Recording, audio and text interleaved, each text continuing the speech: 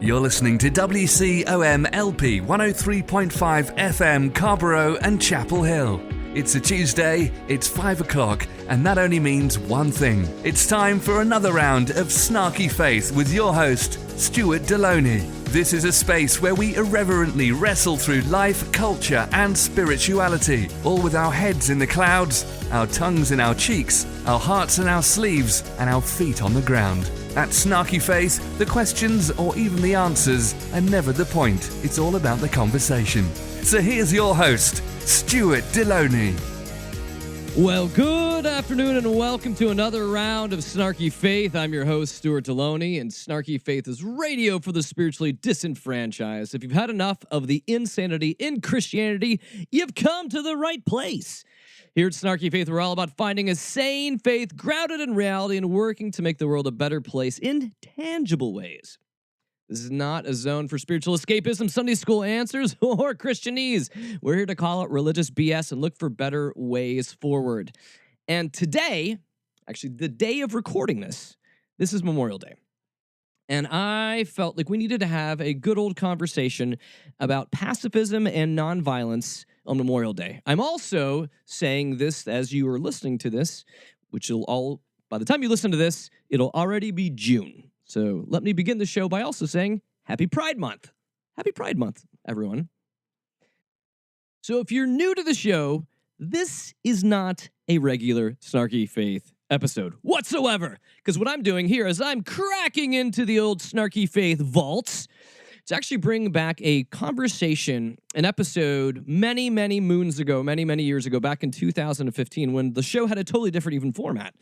And this is where I'm sitting down with my good friend, Professor Ben, and talking about the ways of pacifism and nonviolence and why we need to restore those as ethics into the Christian faith.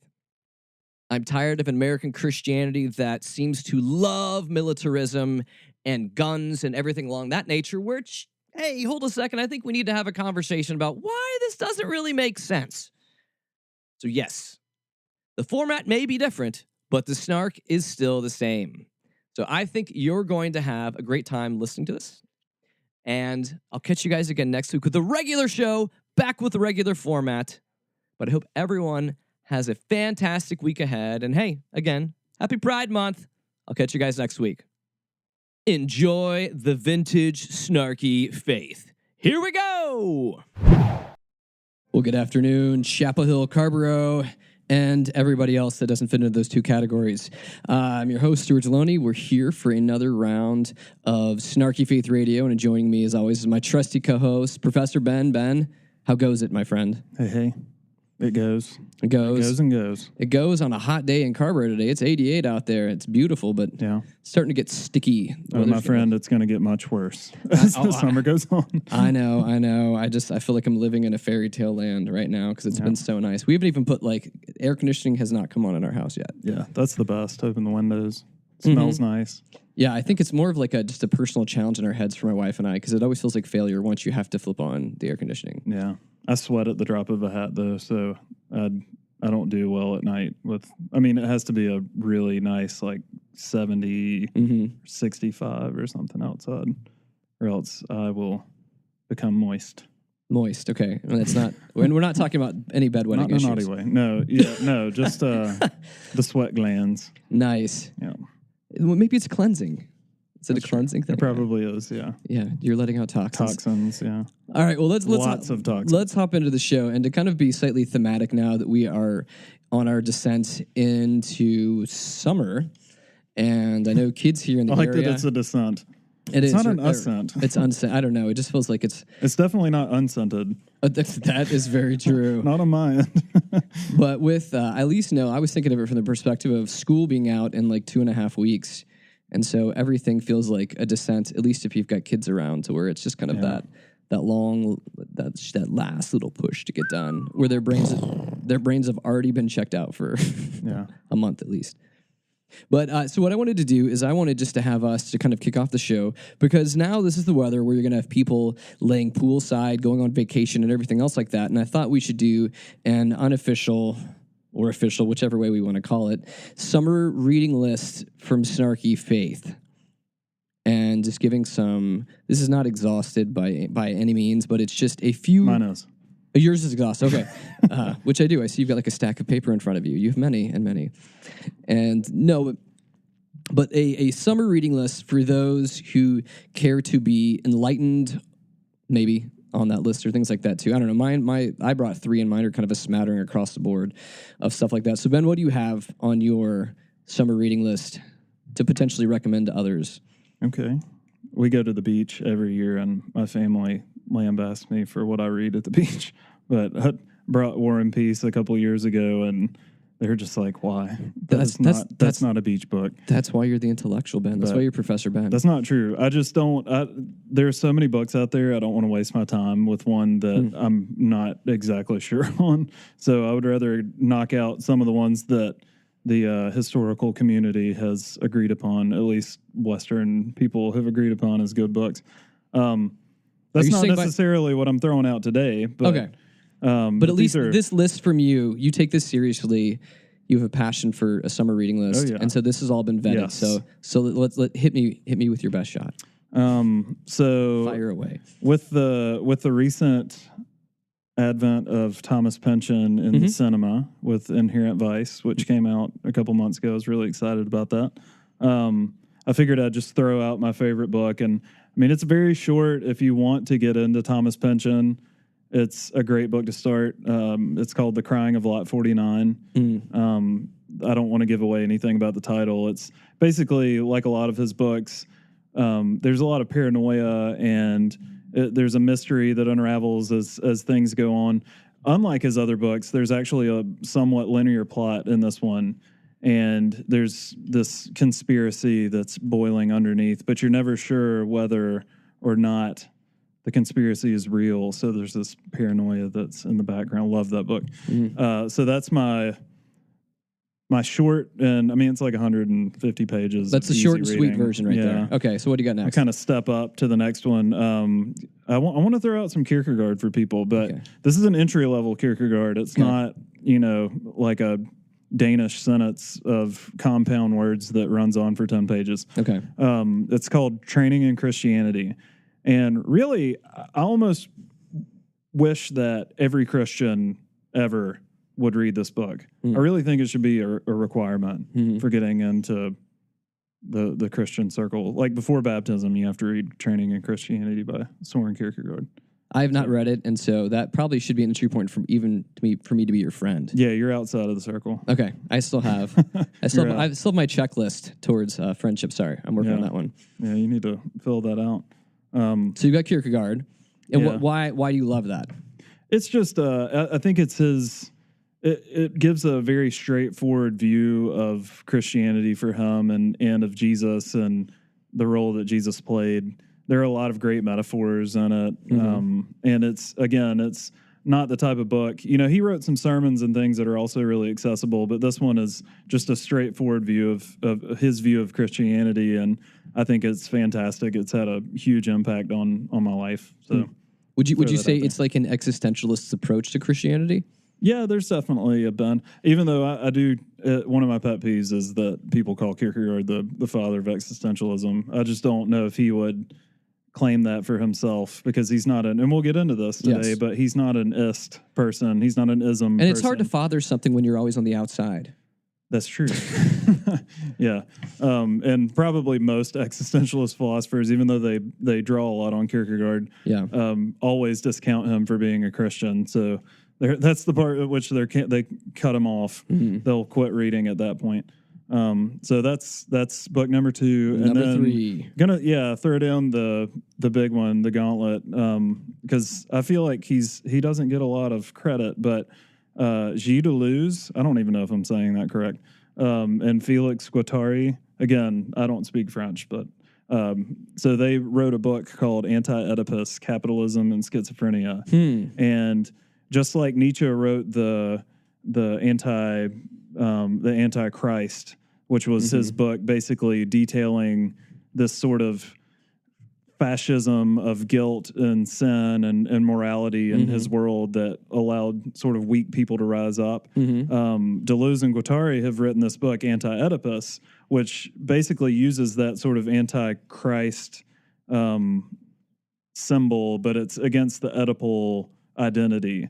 And so the idea that people grow up in these sort of fixed identities of, the Oedipal family of the father and the mother, and the father represents like the law or this thing that stands over you, and then the mother is this nurturing, desire that you miss for the rest of your life, and they just want to shatter that into pieces, and they tie it to capitalism, materialism, and it's really wonderful. I'm the type of person that I feel I had a professor tell me once that if you're strong enough in your Christian identity, you're not scared to pick up a book and read it. And so, just because Deleuze is a materialist, I don't think you're going to lose anything by reading this book. So it's a fantastic book. So that one is the kind of deeper waters. Yeah, that one a little. That one's going to take you a while, and I mean, if it doesn't, then you need to chew on it a little bit more. So, but I love books like that. I mean, I like to have at least one book that's going to outlast the summer. So those are good choices. Mine are, I feel like yours are a little more timeless. I was kind of going really over thinking about what have I read over like the last 6 months and kind of what has come to the surface. And when I shake those down, so I think the first one, if you're going for any kind of soul food, I typically always run to Henry Nouwen anyways. And so, yeah, I've gone through this book, Reaching Out, and it's about like 3 spiritual movements in your life. And it's just, I don't know, Henry Nouwen is just, you sometimes have those authors that feel like they just speak directly like to your soul. Type of one of those ones where you're like, absolutely. Oh, yes. Like, oh, how does he know this about me type of a thing, too. And Nouwen's your always... patron saint. He's really always been my patron saint to go through. And so, yeah, they just kind of talk about, I mean, he talks about in this that, different movements in our lives. So the movement from loneliness to solitude, the movement from hostility to hospitality, and then the last one from illusion to prayer. And really just going through stuff. And it's one of the reasons I really like Nouwen is because I feel like he's one of those authors that's very succinct. So he says a lot in very little words. Yes. So he's a sage. For something for you to be able to pick up quickly, that's good soul food that won't take you that long to read, and it's one of those ones you can kind of pick it up and put it down as you're going through it, to in order to process it. I thought that was a good one. Yeah. And the second one, I am not typically a big reader of fiction in general, and I'm not against fiction. I just tend to read stuff that ends up being more, I don't want to say the word practical, but kind of just brain food in that way. And I've loved the imagination of my kids because most of them are fairly just avid readers and just tear through stuff. And so when I hear them begin to talk about stuff, they usually come to me with asking like, what's next to read? And so I began to look up some stuff, and I stumbled onto this book called Red Rising by Pierce Brown.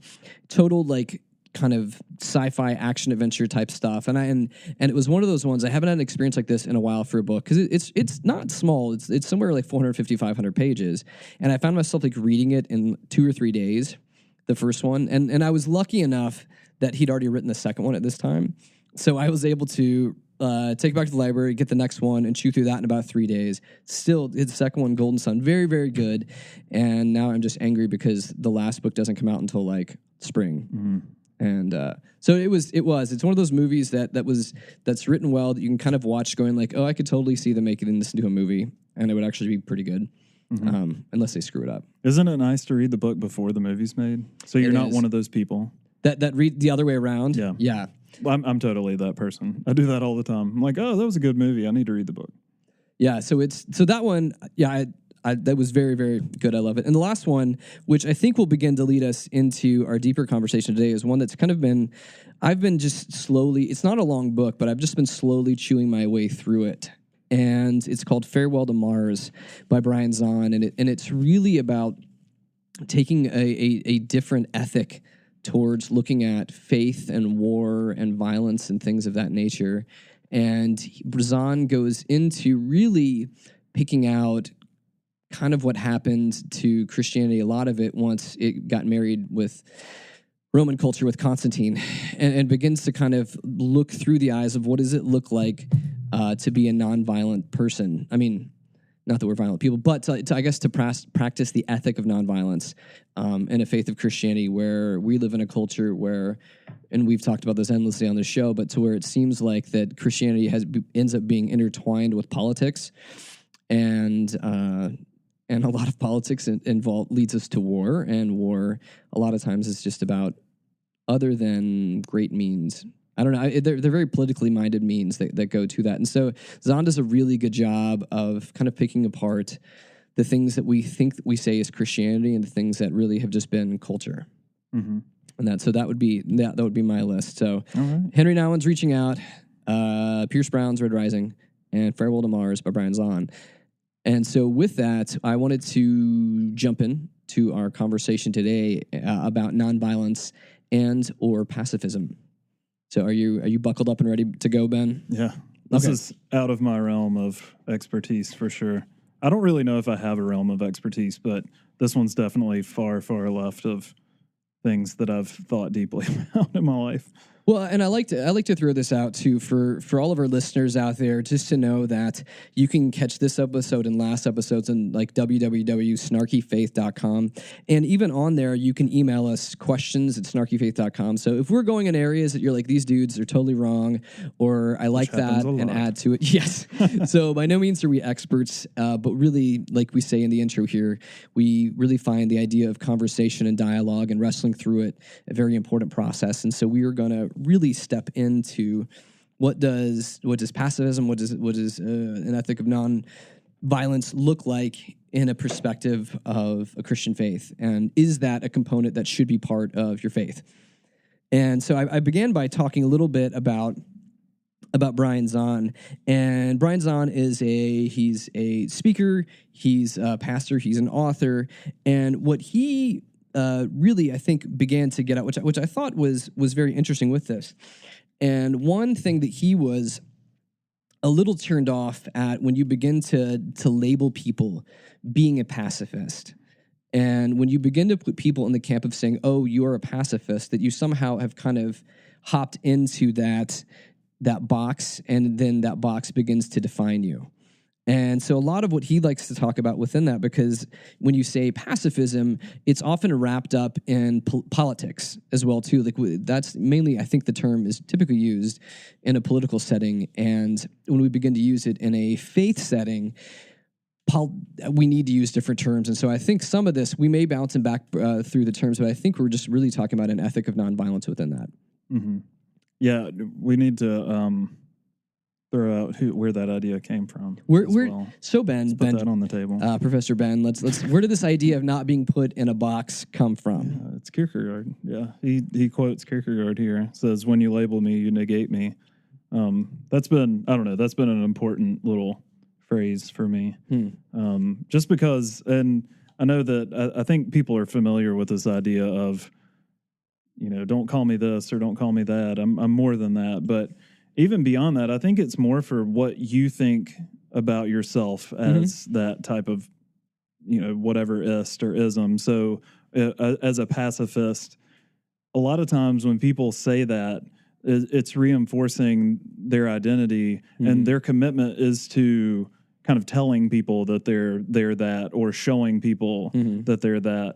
And I think maybe what Zahn's getting at here and what you were talking about is it's more of, what does that decision mean? Like, what does it require of you?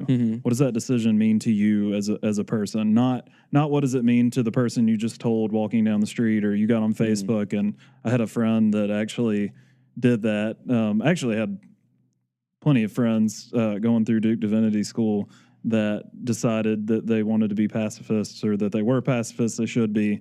But it really became more of an intellectual exercise. I'm not saying that I followed every single person around and watched to see what they would do, but that really informed my opinion of pacifism, that I started to ask, how is this relevant?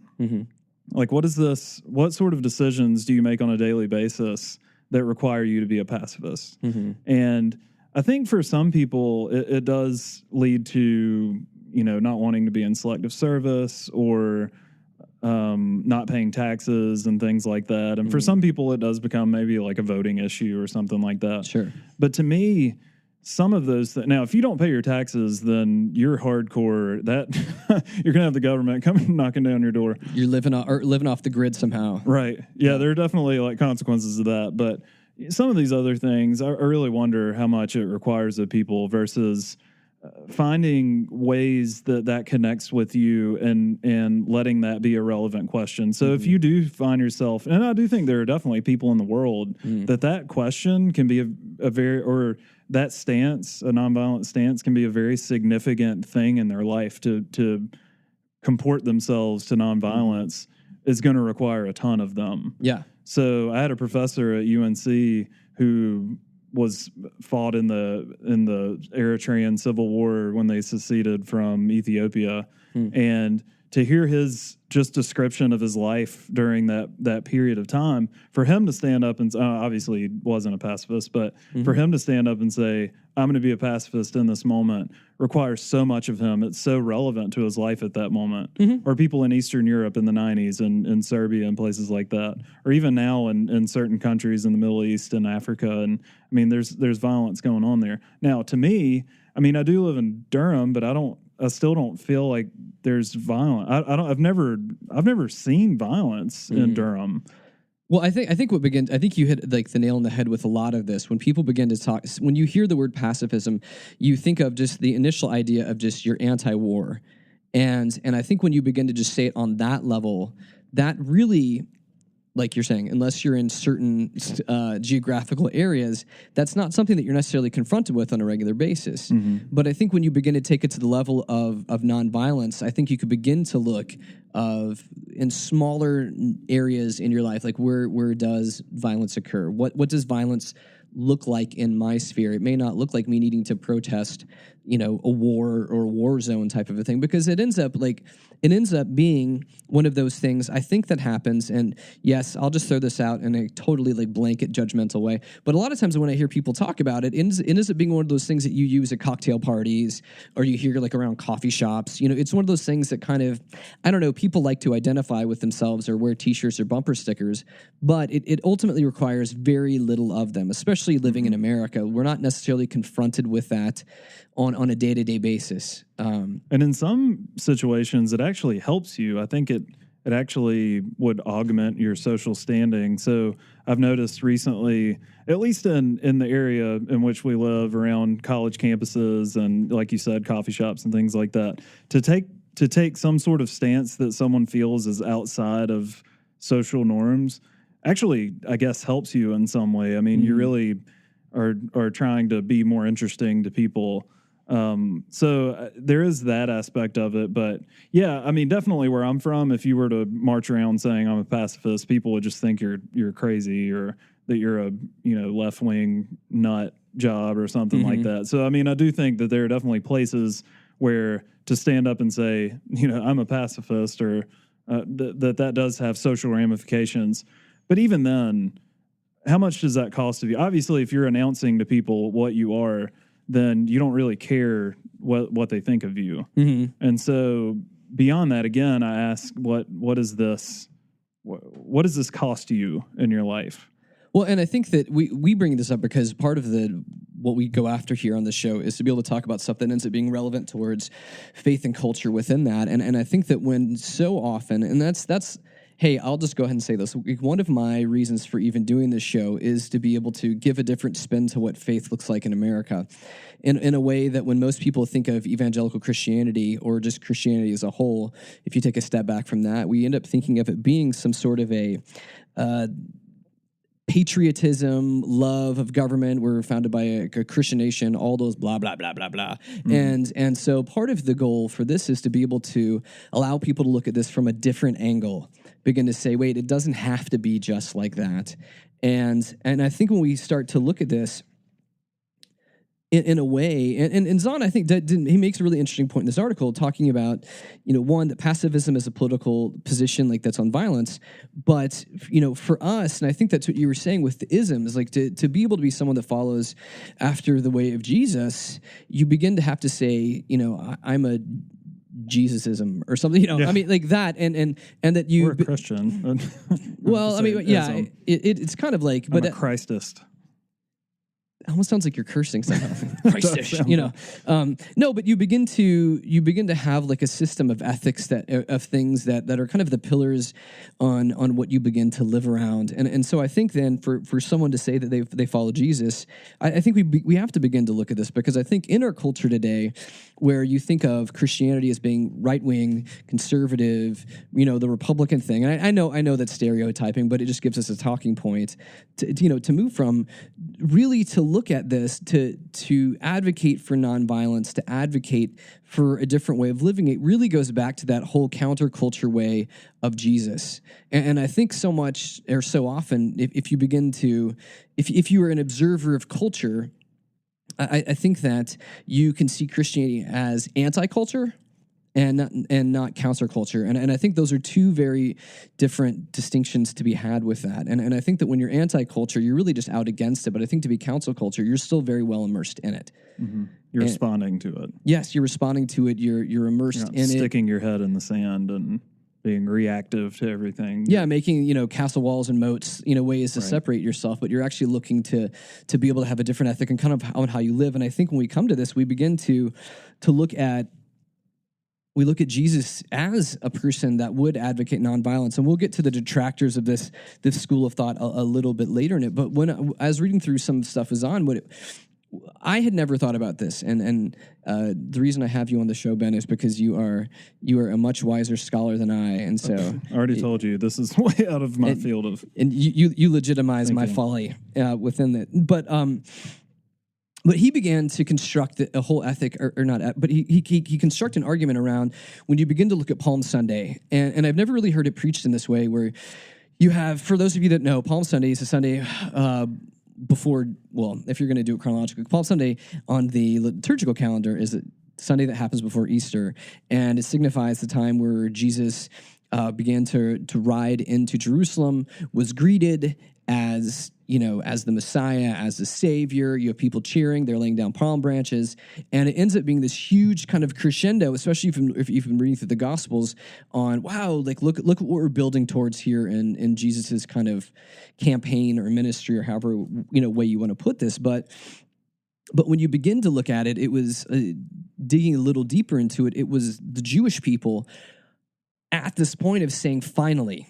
You know, they've lived under many different versions of captivity through many different captors, and at this point in time, we find the Jews under the captivity of Rome, and they began to see this as this idea of this Messiah or Savior. Finally, you're going to deliver us from this kind of occupation. You know, looking back to the whole time of, and I hadn't even thought of this, but really kind of this. It's kind of an echoing this whole patriotism, this remembrance of what happened with the Maccabean revolt for this. And so this was this huge time that was full of hope, but it was hope that was hopefully geared towards violence. Overthrowing the government. Mm-hmm. Yeah, because... and violent means. I mean, basically, like when a Roman general would have a victory, he would ride back in on a horse, like this beautiful steed, and people would throw him a parade.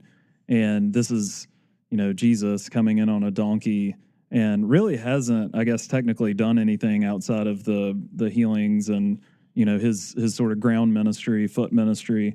And so, yeah, it's really a subversive image, the Palm Sunday image, because it's really embarrassing if you think about it. Because, I mean, instead of a Roman, first of all, you'd be a Roman general who's famous and has just beat down some country or some city, and you're riding in on this beautiful horse. It's this little Jewish guy who has kind of a folk following, and you're riding in on a nasty donkey. Mm-hmm. Yeah, a huge contrast to that. Right. So, yeah, it's definitely subverting the image of overthrowing governments and military victory.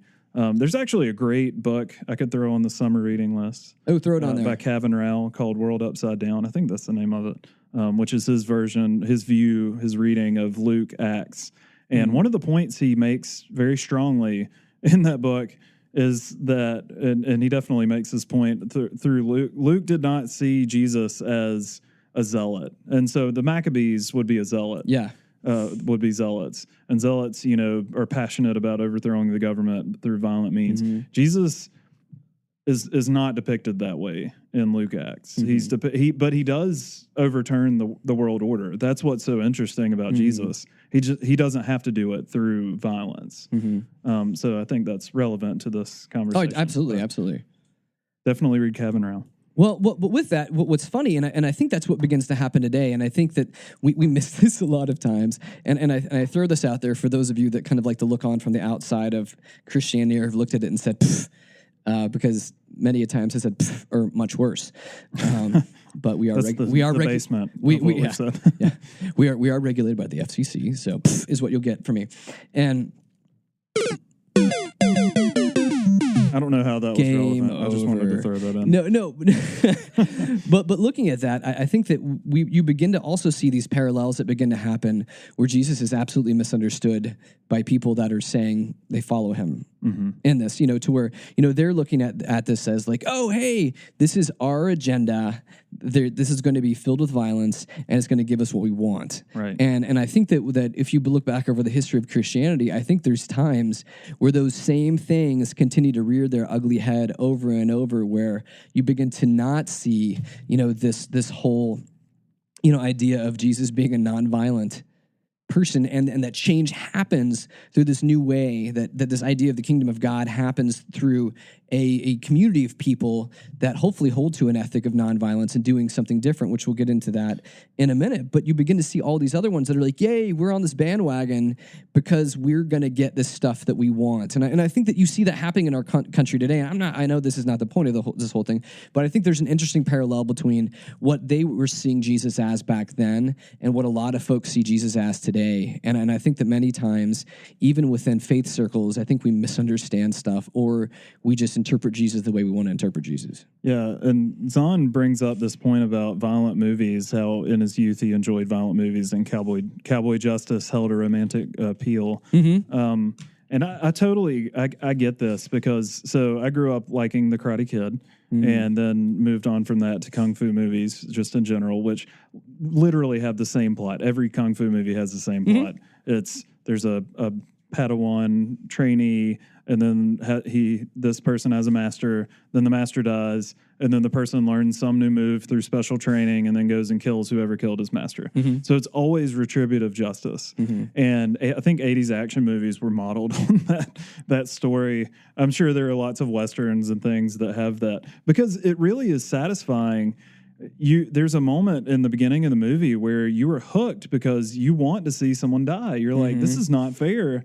I'm going to watch for an hour and a half until this person dies. That's what I'm waiting for. Yeah, because it feels good.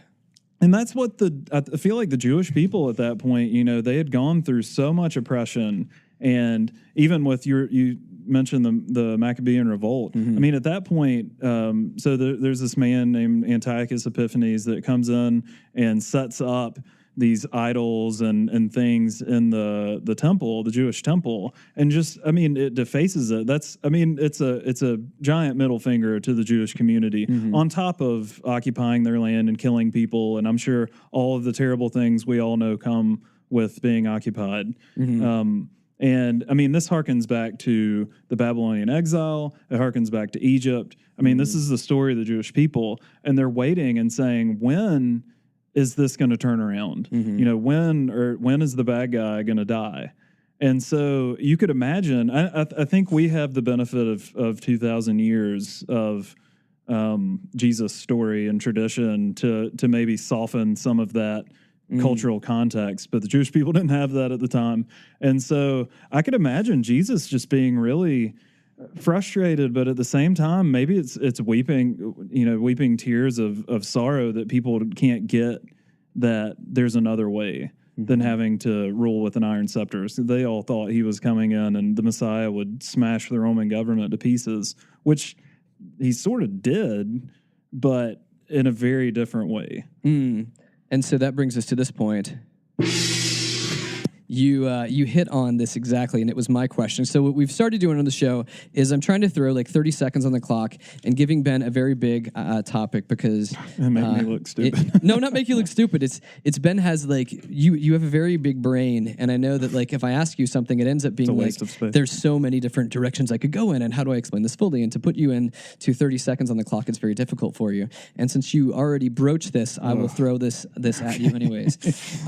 So can a pacifist or someone that has, a nonviolent way of life, can they actually watch 80s action films? Oh. And if so, which ones? Should they or can they? Can they? If that is part ticking? if that's part of their ethics, so go. If it's part, well, I don't know why they would enjoy it at that point. But there's this, I don't know, it tickles your fancy to see the, I don't know. I don't think at the beginning they probably would turn away, like when Bambi's mother dies. Mm-hmm. They probably just didn't watch that part. So I don't know if they would get drawn into the retributive violence of Bambi. Of Bambi. Or Old Yeller. Well, that happened at the end. So, oh man, I just ruined 2 movies for anyone who has not seen Disney animal movies. So those that was an awful. Okay, that was 30. So that was your 30 second. Yeah. Okay, well done. That was not well done at all. I just like how Old Yeller and Bambi became part of 80s action 80s flicks. Action, yeah. As you're recommending Were that. they even made so in the 80s? Old Yeller, no. 60s? Bambi, no. I'm pretty sure of that. The new action genre of that Disney animal movies. Yeah, where they'll redo them in a different way. Yeah. Okay, so sorry, not Bambi gets an assault rifle. I just thought that they actually SNL did that where they had The Rock playing Bambi. Oh yeah, that's right. And that as well. It was kind of funny. My kids actually they thought it was a real movie when I showed it to them. They're like, when can we go watch this? And I had to tell them, I'm sorry, guys, that's not it. No, but I think being able to transition from that, I'm sorry, I threw you off in a mindset with that, but you brought up 80s action films, and that was part of my impossible question for Ben of the week. And so I thought to hold that to the end, it would have no continuity. That's true. But then being able to look at, I think you started talking about really just this deep history of the Jewish people, of how there was occupation and things of that nature. And so then when I begin to think, let's start talking about like really, we kind of talked about Jesus riding in on Palm Sunday. You can think of really Jesus' death on the cross being the height of nonviolence. In that to be able to lay your life down for a cause, for somebody else, for other people. I think that is it. But I also want to get into this whole thing about really what he said with his mouth, not necessarily just even what he did with that. And I think that with beginning to speak to a primarily Jewish audience as like his mission and ministry did at the onset. I think we come up against this whole ethic, but it's this whole idea of an eye for an eye, which was very, very well ingrained in the Old Testament. Hammurabi Code. It was. And eye for an eye, tooth for a tooth. Hand for an apple. Hand for an apple. Steal my apple, I'll chop off your hand. Oh, I thought you were just like, that was like a swap If meet. you grow apples on your body. No, I'm just kidding. No, but beginning to look at that, and I begin to think of how, even if we keep talking about this counterculture movement and how the idea of counterculture was counterculture to Rome, I believe also that this whole way of life that Jesus began to speak about was totally counterculture to the Jews at the time as well, too. Mm-hmm. To begin to flip that on their ear where, we do have this whole idea, this law of retaliation. This is just this payback system, which is also very 80s action films as well, too. They all had the eye for an eye. But it really appeals to something deep within us. That's what, and that to me, going back to we always go to 80s action movies on the show. Yeah. It scares me that there's some movie about, I think it was about firefighters, and there's some like opening scene where they're in a gas station, convenience store or something, and it's a racially charged murder. I can't remember what happens exactly, but these people are out to like seek vengeance, and that one really got to me. I don't know why, but the racist things just really boiled up this hate in me. I'm like, I want to see this guy die at this point. And it scared me. I think at that point I realized, I'm like, wow, there is something very deep and fundamental, essential in humans, I think, to want to see that retributive violence. Or it's just me. I don't know. I'm not a very violent person, but I do get angry when I'm like out in the backyard cutting up limbs and one smacks me in the face or something. You know, I just want to chip that one up like first. That limb is going to get it for smacking me in the face. So there's just something like deep within us. You've already murdered the tree if you're at that point, too. That's true. So poor tree. You've already had violence upon the tree. Yeah. I guess. No, but I think that's an excellent observation to be able to look into that, to where how there is some sort of a nature where we do want justice. We do want retribution for things that have happened to us. And, you know, beginning to think of this, living like with a posture of nonviolence, it's even in the simpler areas. If some guy cuts you off in traffic, you know, how really what is going on within my own heart. You just wish that the cop is right down the road. Yeah, totally. Or that something bad happens, to him as well too. And we have this idea within that. And I think that, again, going back to how Jesus would talk about stuff, I mean, he was all about the condition of the heart. And I think that's why we were saying Zahn was picking apart this idea of patriotism being one thing of the government, and really this idea of being nonviolent is really a way of the heart. And I think that those are two very different motivators that move both of those terms within that. Because, you know, daily life, right, we're not confronted by war, but we may be confronted by people that are jerks, people that treat others poorly as well too, because I feel like injustice bothers me in the world, like very, very much so, and I just get very, very frustrated with that. But would I be able to deal with that injustice and do in certain ways kind of how, like, well, I mean, what we have, you know, when Jesus begins to talk about, you know, I tell you, love your enemies, pray for those who persecute you, that you may be children of your Father in heaven. He causes the sun to rise on the evil and the good, and sends rain to the righteous and the unrighteous. So beginning to think of it in that nature, that this is really more and more about our hearts and how we walk these things out, and not necessarily what's happening around us. And I think that just kind of, I had one of those, I don't have a sound effect for something going on in my brain, like bing, but it was inconceivable. That would work, Ben. And no, but beginning to think about this, and I know we hit on this a lot of times, and I get pushback when I kind of poke the bee's nest of fundamentalism and stuff like that too. What begins to happen is I think that this whole this whole way of living out of your heart, it begins to change you from the inside, and it makes less of a focus on what's going on the outside, which I think is one of those reasons that I get so frustrated of Christianity's obsession with politics, and to how it's so much changed that, where it's always about changing the world, but we don't think of it on a core level of really, how is all of this changing me in my heart? Like, how am I living on a heart level, on a community level, on a level of those around me, as opposed to just getting frustrated at the world at large? Because it's so easy, especially with the internet nowadays. You know, I can be upset about what Putin's doing in the world, though I am never going to cross paths with Putin unless I too am riding a horse shirtless in Siberia or wherever he was. I don't know. Or maybe not even a person from Russia. Yeah. You know? Yeah, that's absolutely right.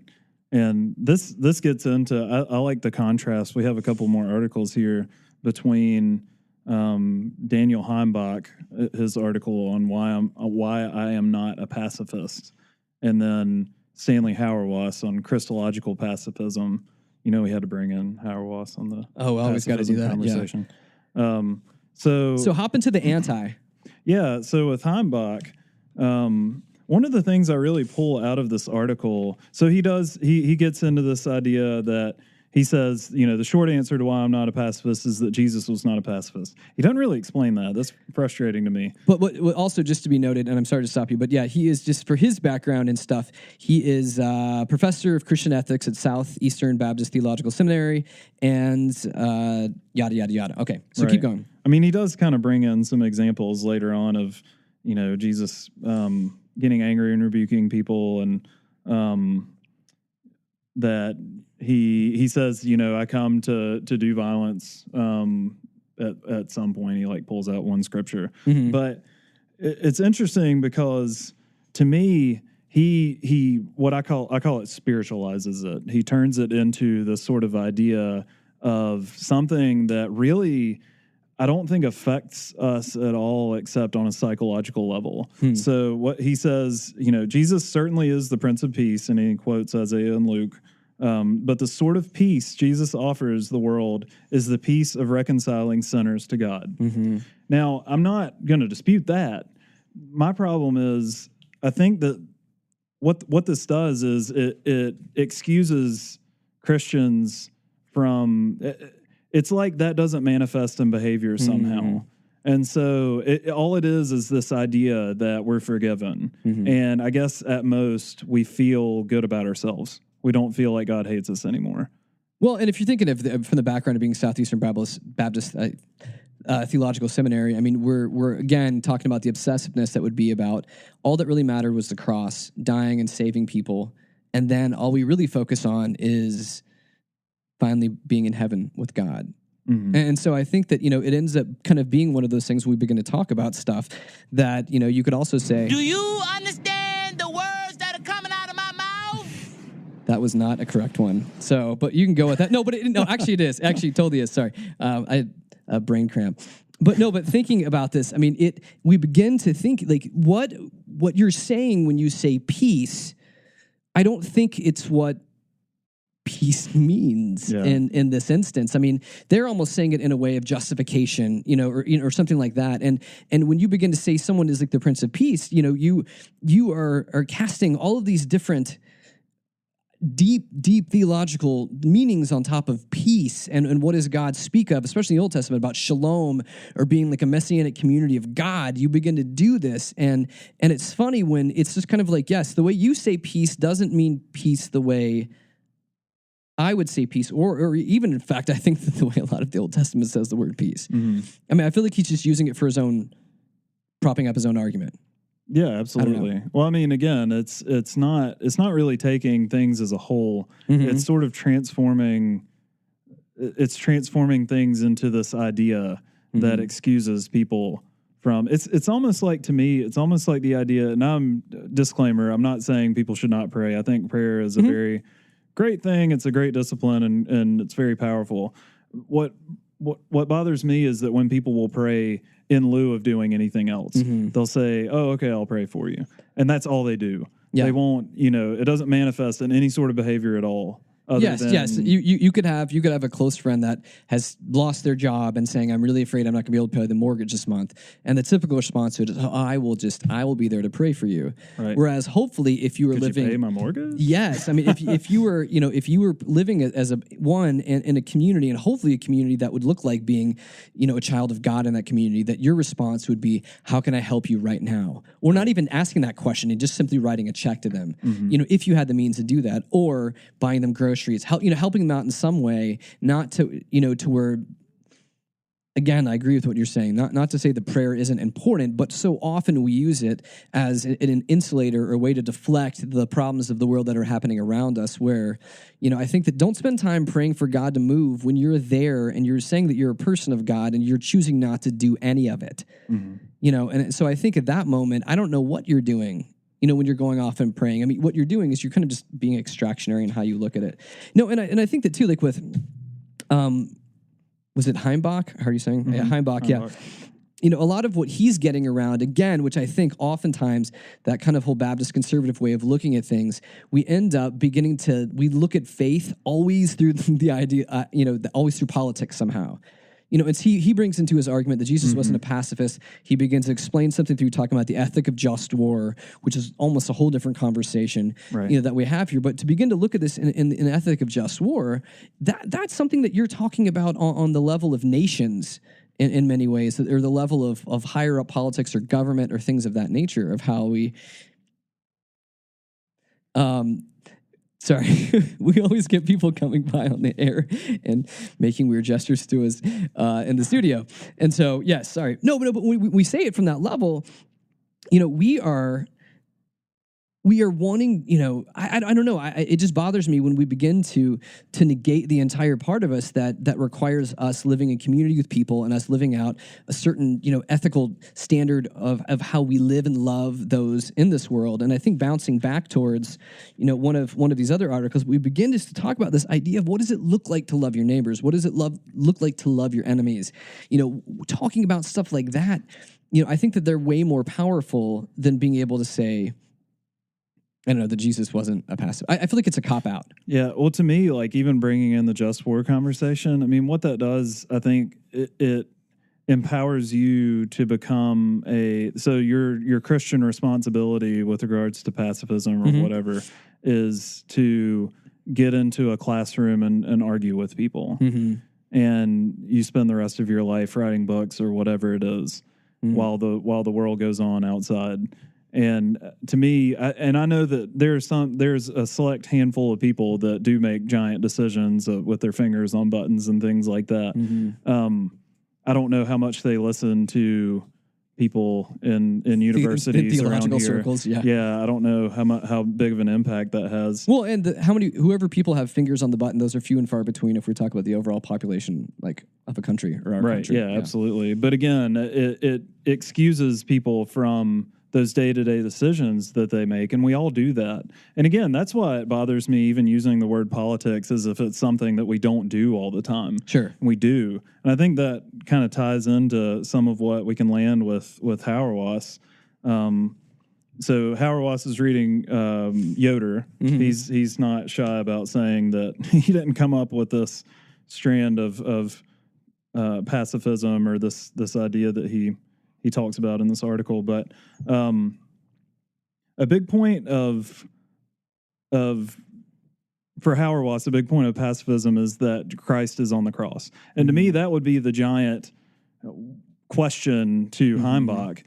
If Jesus really was okay with this sort of advantage, this military advantage or whatever you want to call it in just war, that you stamp out things when you need to, then why didn't he do it? Yeah. And he had the army of angels on his side. That's a very Baptist thing to say, right? It is. He had this whole army of angels. Yeah, or you go back to the idea, why the Roman government? Or if we go back to the 80s, why wasn't he kicking ass and taking names? In a way like that. And I mean, I feel like that ends up being the way that you could dance around it from a conservative circle, why that wouldn't work for him. Some of it goes back to his worldview, to where the cross was simply just about satisfying sin, the sin problem of the world. And so Jesus simply did that to satisfy the sin problem of the world is where they would say that would be their worldview of that. So it's not necessarily about being nonviolent. It's not necessarily about laying down your life for another. It's not about that. It was about this totally other thing. Even though we're operating in this weird political system, of the time where it is someone, refusing to fight for themselves, allowing this to happen to themselves. And it wasn't simply that he's kind of going like, I don't think Jesus was kind of going wink, wink, thinking about how scripture was going to be thousands of years later and how we were going to interpret it, but he was a person that was, under Roman rule. He was going through a Roman system within all of this, and all that comes out of it. Right. And so I think you can't necessarily walk away from that part. And one of the points I think Hauerwas is trying to make in this article, which we've talked about a little bit in past episodes, is that Christology is central in this conversation. I don't know how people could deny that in Orthodox Christianity, that it's very important to understand who Jesus is in relation to God. And for people who say that Jesus is God, but that Jesus also was here, is to not excuse yourself from the human experience, like we do when we say that, this is just spiritual. This is just some idea that, it's a psychological thing that happens, or it's some sort of metaphysical thing that wipes us clean, that Jesus gets up on the cross. No, his body was hung up on a cross. There was violence done to his body. And you can tiptoe around that, but when you start doing that, you're starting to question the very theological foundations of the church at that point. I think that's kind of where Hauerwas and Yoder are. Yeah, I think you're doing more than tiptoeing at that point. You're kind of hopscotching away. I don't know. Right. And so, and Hauerwas brings up this idea that, he's using Yoder, but nonviolence is a response to the violence of the state. It's not just a response to the nonviolence of the state, but it's a community that lives through practices of reconciliation and forgiveness. And so these sorts of things, one of the things I wanted to bring in that I did not see in here, but I love from Hauerwas, is this idea of tolerance. He does not like the idea of tolerance because tolerance assumes that two people are going to hate each other, that they're, you do you and I'll do me, and we won't, never the twain shall meet. So I hate what you're doing, but I'm going to let you do it. I'm not going to stop you from doing what you do. I'm not going to try to understand you. I'm not going to try to pierce into that and be a part of that. You do you, I'm going to do me. And, we'll have a giant gap in between us. Well, I've also heard him talk about tolerance in the way of how people will begin to say, well, my faith is something that's private to me. It's a personal thing to me, and it doesn't belong necessarily in a public sector where it's so funny how we like to dance. We dance around wording of stuff too, and I think that, again, I don't necessarily think faith needs to run politics, but I think it needs to be somehow that's ingrained in how you're just walking out and engaging the world around you. Yeah. I mean, I feel like that it's not necessarily like I have a personal, we hear this, I have a personal relationship with Jesus. So it's like, I've got a pocket pal, Jesus, and he just hangs out with me and he's like my own personal genie or something like that. It's kind of how it works. As opposed to saying is that how all of this affects how I live. It affects how I deal with other people. And that. And finally, I know we're kind of running short on time here, but I really love this point. He says, therefore, I didn't say what the therefore is coming from, but Christian nonviolence is not a strategy to end war, though in a world of war, though, of course, it certainly wants to make war less likely. Rather, Christians are called to nonviolence in a world of war because they can do nothing less as faithful followers of Christ. So sometimes you do get into these ideas of practicality, and that's one thing that I struggle with. It's very impractical to think that war is going to end. And Howard was saying that's not really the point. The point is, in the face of violence, that we be faithful to Christ, that we be faithful witnesses to Christ and what Christ stood for as God. And to do so is to not be violent. Whether you think that's going to end violence in the world is not the question. The question is, what am I going to do today to be a witness? And that's a witness, is nonviolence. No, I think that's very good. So as we begin to end this, let's do some rapid fire things too, because I know you're passionate about this, and so we'll just throw some stuff out on this topic, because simply put, if you're listening to this, one, we don't have all the answers. We're still kind of wrestling through things in our own lives, trying to look at different perspectives and viewpoints to make sense out of all of this. So be part of this conversation with us. And I just wanted to throw out other ways. When we typically think of pacifism, we think of it really in terms of war. We don't think of it in terms of like economic violence, systemic violence that goes on around here. We don't think of it about, you'd mentioned a few shows last, about, part of being a pacifist is also just saying that, there is, I don't know, what are other domestic violence, like other types of violence that pornography. The trafficking industry and violence done against women to make them into, bodies only and not, people. And anywhere that people are made less than people or turned into animals and, used in certain ways that are inhumane. All of that is violence. And I think that's definitely tied up with economics and what we spend our money on, what we click on the internet.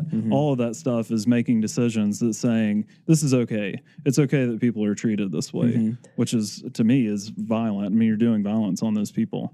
It's a very distanced violence. You probably don't think of it in that way, but it is. But I think we do have to think of it, even of how we spend our money. Where did that food come from? Where were those clothes made? Where were things like that happening? And I think that when you think of pacifism, we only think of it in one degree, in one arena. And I think it's much broader than that. If you're to talk about living out like a way of nonviolence in your life for that too. So, all right, as we get to the end of this broadcast, just a reminder that you can catch this episode and past ones on podcast at www.snarkyfaith.com. We love to hear from you. Questions, criticisms, we take them all. And just send it to us at questions@snarkyfaith.com. Compliments. And that's compliments. We'll take that too. We'll take the nice stuff. And so thanks so much. We will catch you again next week, and we are out of here.